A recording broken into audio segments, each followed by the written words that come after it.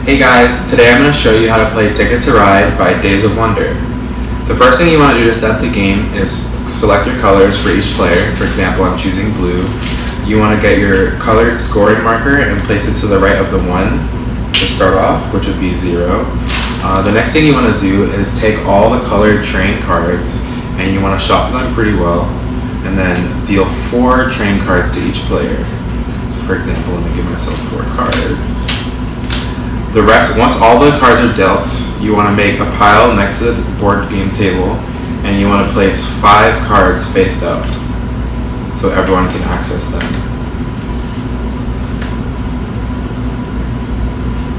The next thing you want to do is take your ticket destination cards, shuffle them up pretty well, and then deal 3 to each player.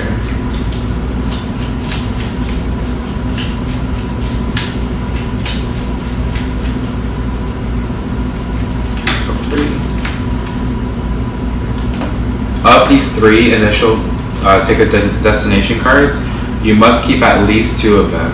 So you want to take a look at what your destinations are and see which 2 or 3 routes you can intermingle and make a good continuous route with. Any cards you do not wish to keep, let's say I don't want to keep this one, you place back to the bottom of the ticket destination deck and place that by the board as well. Now you're ready to go. Now I'd like to explain how each turn is conducted.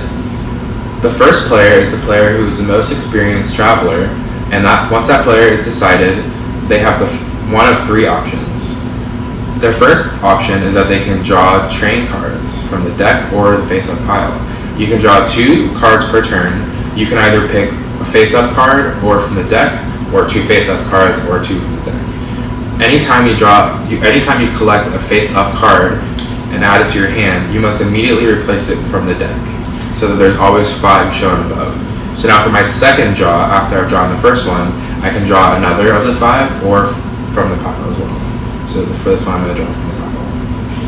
Okay. If, for example, you draw a rainbow card from the pile on your first pickup, that doesn't stop your turn.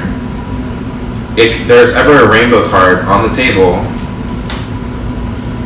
collecting the rainbow card counts as 2 pickups that is on a face-up draw.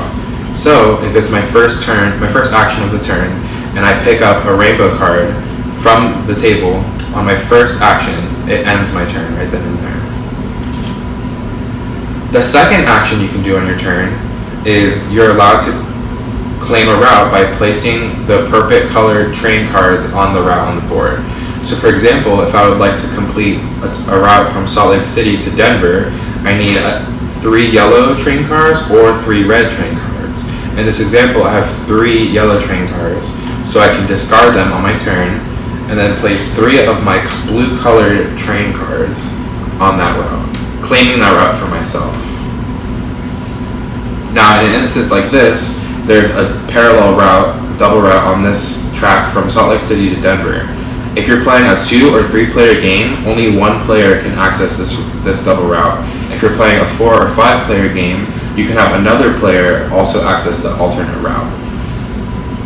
The third option that you can do is you can draw more destination tickets. So for example, let's say you've completed or almost completed all of your tickets that you got from the beginning of the game.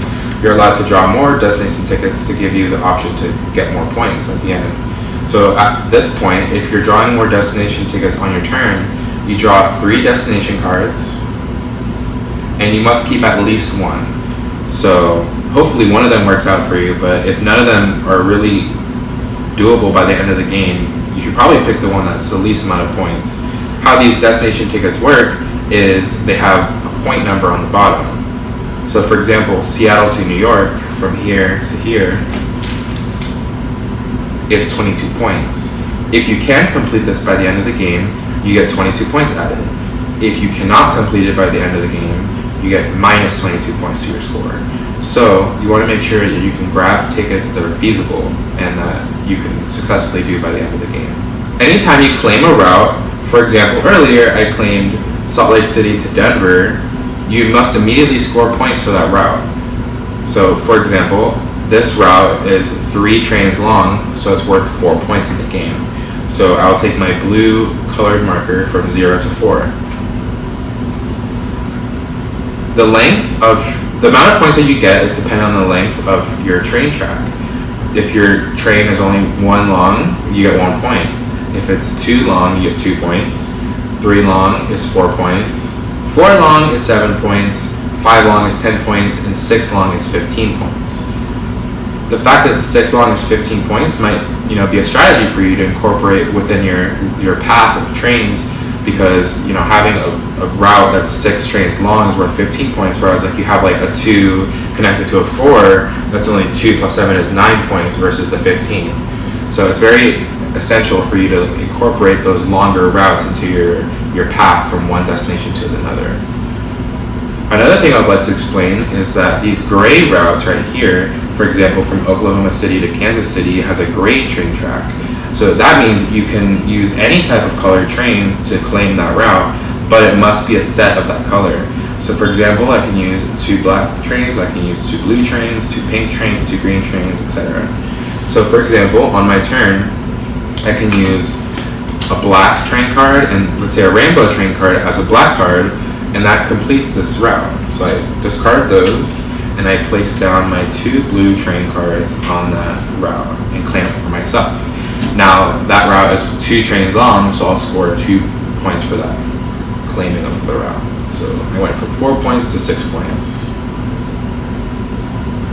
How the game ends is when one player claims a route which results in them having 0, 1, or 2 trains left over. So for example, I'm going to place this 3 long route right here from Montreal to Toronto. And now I'm only left with 1 train in my supply. So this starts the last round of the game. So every player, including myself who ended the game, gets 1 final turn in order to place, collect tickets, do whatever they need to do to maximize their score. After that, calculating begins. You can recount if you want, because you might mess up during the game and forget to count 1 route. So you probably want to recount all your things, all your trains, and make sure that your points on the side of the board add up to that. And then you want to show your tickets and show on the map that you've completed them.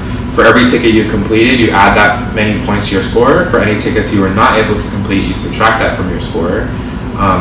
After that, the only thing that you can add to your score is the longest route. That's a 10-point bonus. So the player who has the longest continuous path of their own train color gets an extra 10 points, which usually is the deciding factor in this game. For example, you can loop your routes through cities as long as each train is only counted for 1s. So for example, I have 1, 2, 3, 4, 5, 6, 7, 8, 9, 10, 11, 12, 13, 14, 15, 16, 17, 18, 19, 20, etc. all the way down here, which will be 44 trains long because I don't have this one in place yet. So I start out with 45 trains and my train route is 44 long. As long as any other player doesn't tie or get 1 more than me, I'll get the 10 points at the end of the game. Let's say, for example, another player also has 44 trains long, then we'll both tie and we'll both get the 10 points at the end of the game. If someone ends up getting 45, then only they get the 10 points. And that's it. That's how you play Ticket to Ride, and I hope to see you in the next video. See us play.